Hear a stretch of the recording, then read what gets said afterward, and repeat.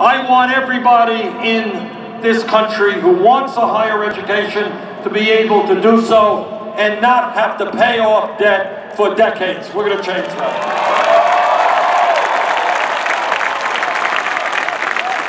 And today, we say to the senior citizens in California and across this country, we don't talk about this too much, but in Vermont and here and all America, all around America, you got seniors who are trying to get by on $12,000, $13,000, $14,000 Social Security. Can you imagine that?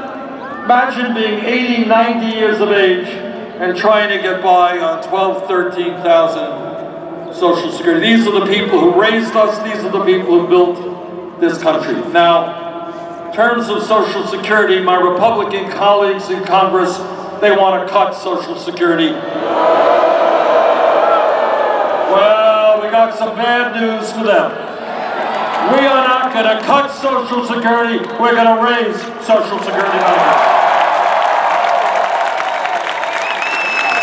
Now, you know, and I know, that virtually every day, Donald Trump is an embarrassment for us and for much of the world.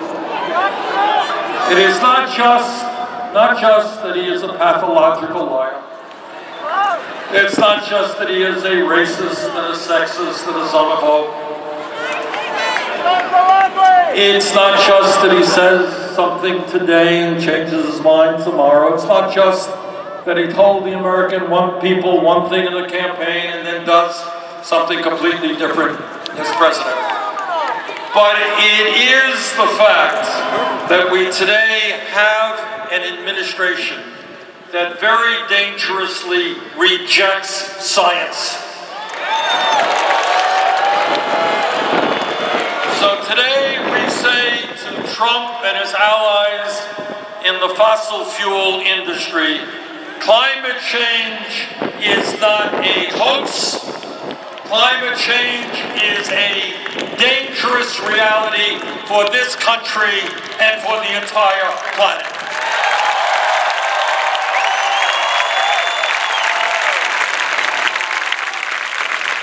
And today we say to the fossil fuel industry, which lies and lies and lies,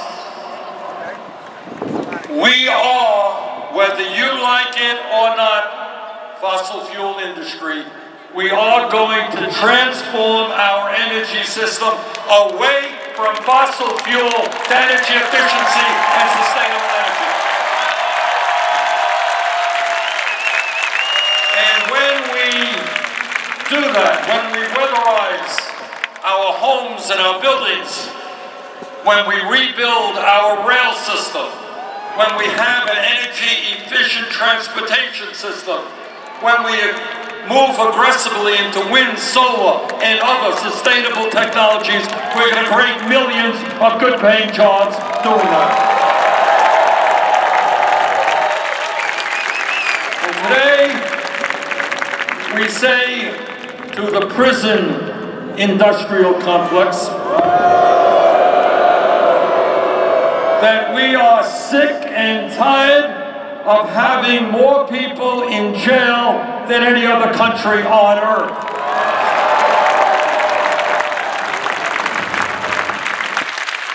Instead of spending $80 billion a year locking up fellow Americans, our administration is going to invest in young people. We're going to invest in jobs and education, not jails and incarceration. Our job is to get people out of jail, not into jail. And when we talk about criminal justice reform, we are talking, among other things, about ending private prisons and detention centers. No more profiting from locking up fellow Americans. talk about criminal justice reform, we are talking about ending the so-called war on drugs. Too many people's lives have been destroyed. Too many people have not been able to get jobs because they had criminal records for possession of marijuana.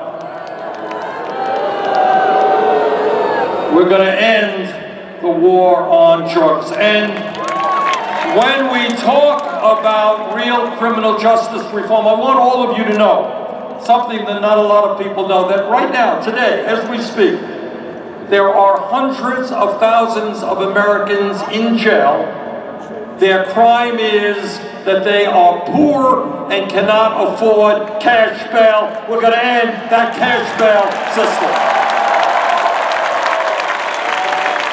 And by the way, when we talk about criminal justice reform, it means not just that we're not going to be locking up people for nonviolent crimes or giving criminal records for people who possess marijuana.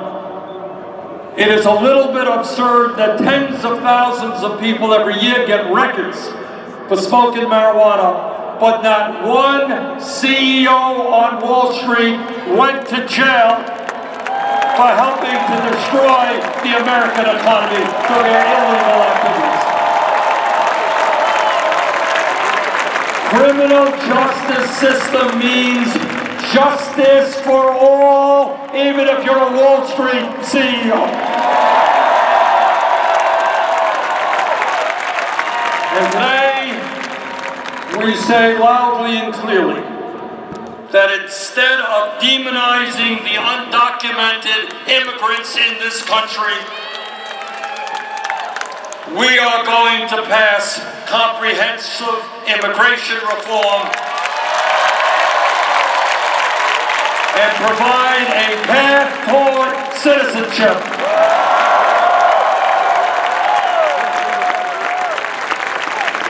We are going to provide legal status to the 1.8 million young people eligible for the DACA program. And we are going to develop a border policy for those who seek asylum that is humane and compassionate.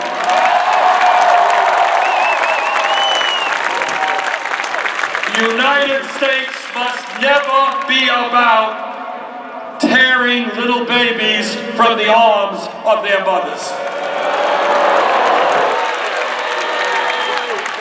Today we say to the military-industrial complex that we will not continue to spend more money on the military than the next 10 nations combined. We are going to invest in affordable housing. We're going to invest in public education. We are not going to invest in never-ending wars.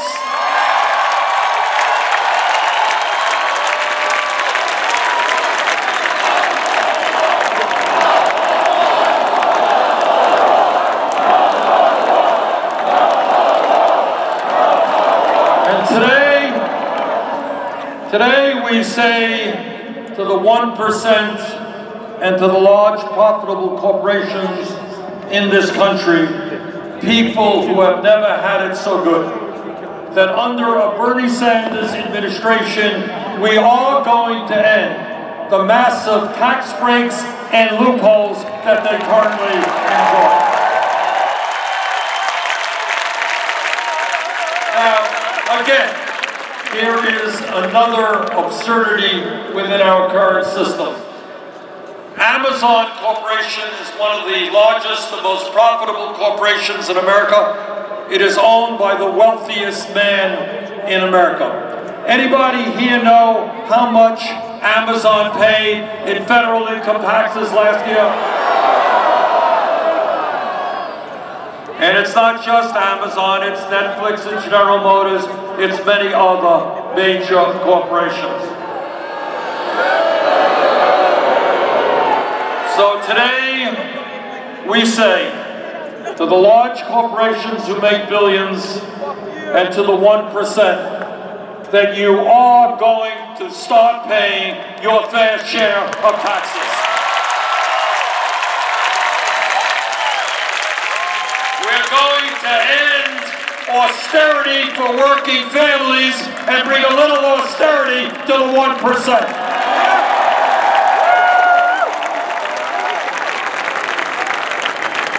Brothers and sisters, we are going to defeat Donald Trump, and I'll tell you how we're going to do that. We're not going to do it because I am a billionaire or because we have a super PAC. Ain't the case. We're going to win this election because we are going to put together the strongest grassroots movement in the history of American politics.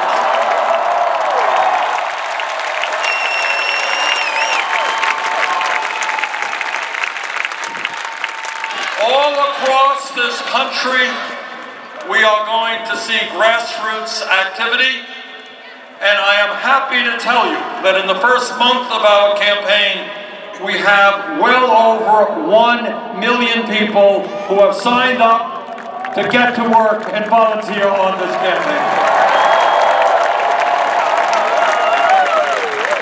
And I know something about grassroots politics because that's what I've been doing my entire political life. I kind of do it naturally because, you know, I don't come from a super wealthy family like Donald Trump, a family which gave him millions of dollars to build luxury skyscrapers, casinos, and country clubs. My brother and I did not go to some elite private school. We were educated in public schools. I did not come from a family which at the age of 3 gave me an allowance of $200,000 a year. As I recall, my allowance was 25 cents a week. Now, all of you will recall that just a few months ago, Donald Trump boasted, literally boasted, about shutting down the government and leaving some 800,000 federal employees without income to pay their bills. Now, I guess that when you are a billionaire, you may not know that people struggle every month to pay the mortgage, to pay the health care bills, to turn the lights on, to put gas in the car. I guess if you are a billionaire like Trump, you don't know that half of America is living paycheck to paycheck. Well, I know that because my family lived paycheck to paycheck. I know where I come from, and that is something I will never forget.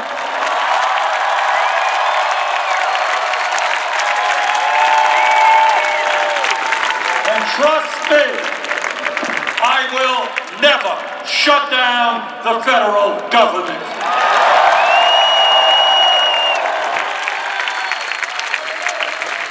During the next couple of months, you're going to be hearing from a number of candidates about their ideas. So I want it to be as clear as I can be, as specific as I can be, what I believe we together should be doing in the White House. When we get to the White House together, we are going to enact a federal jobs guarantee. There is more than enough work to be done in this country, from child care to education to infrastructure to climate change to health care. Every American who has the ability to work will have a job and decent pay.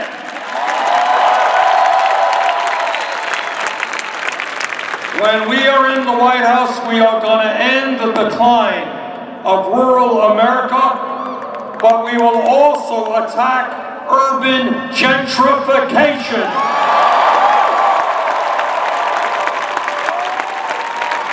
Here in California, you have some 130,000 people tonight who will be homeless, and you got God knows how many people who are paying 40, 50, 60% of their limited incomes for housing.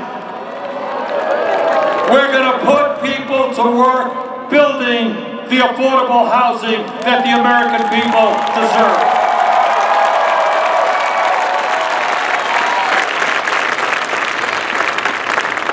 Brothers and sisters, when we together are in the White House, we are finally going to move aggressively to end the epidemic of gun violence in this country.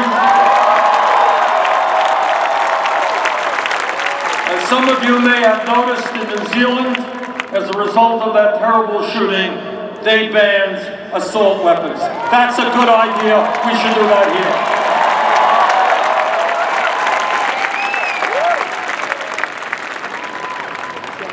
When we together are in the White House, we are going to protect a woman's right to control her own body.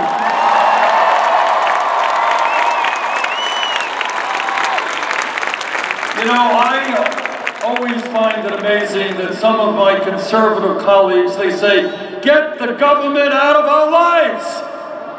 We hate big government. But if you are a woman, apparently it's okay for the federal government, the local government, the state government to tell you what to do with your body. We're going to change that.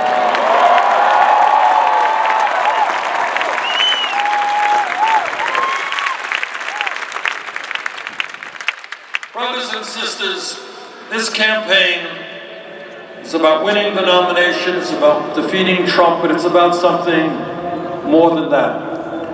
And I need your help, not just now, and not just in the general election.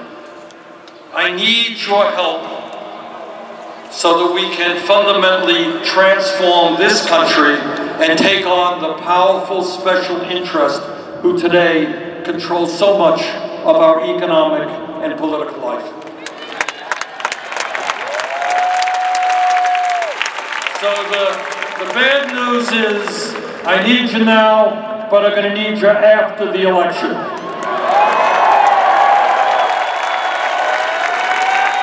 let me be very clear. Let me name the names so you know what I'm talking about. When we talk about powerful special interests, we are talking about Wall Street. We are talking about 6 financial institutions, 6 that have assets equivalent to 54% of the GDP of this country. Together, we are going to break those huge banks up. And when we talk about taking on powerful special interests, we're talking about taking on the insurance companies and the drug companies. If we are going to go forward for a Medicare for all single-payer program, if we're going to go forward in lowering the cost of prescription drugs, we're going to have to stand up and take those entities on. And we're talking about agribusiness, we're talking about the prison industrial complex, we're talking about the fossil fuel industry, we're talking about the special interests to run this country. Give them out, Bernie! Now, brothers and sisters, the truth is that these powerful special interests not only have an enormous amount of power, they have unlimited amounts of money, and they have a lot of input into what goes on in the media. So taking them on, let's be clear, is not going to be easy. But this is what I believe from the bottom of my heart. If we stand together if we do not allow Trump and his friends to divide us up. If we come together as black and white and Latino, Native American and Asian American, if we come together as gay and straight, men and women, native born and immigrant, if we come together as east and west, north and south, rural and urban, if we come together as one people, we understand that although they have the wealth and the power, at the end of the day, they are the 1%. We are the 99%.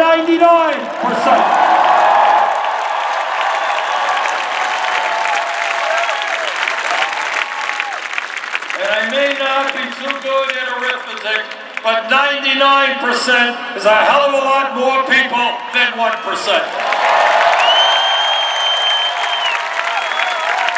So that's what it is about. What this campaign is about is thinking big, not small. We have already helped transform political thinking in this country over the last 4 years, and we've got to continue to do so. This is the wealthiest country in the history of the world. People should not be sleeping out in the streets.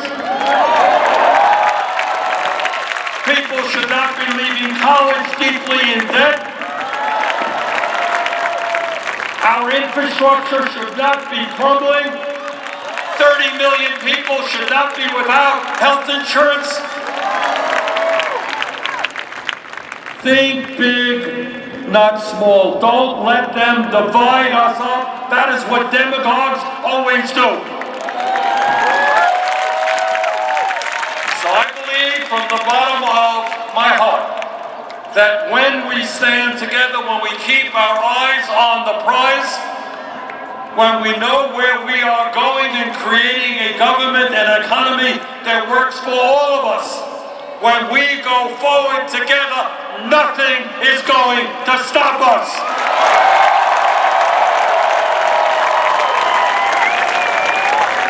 So Los Angeles, thank you for coming out today. Let's go forward together.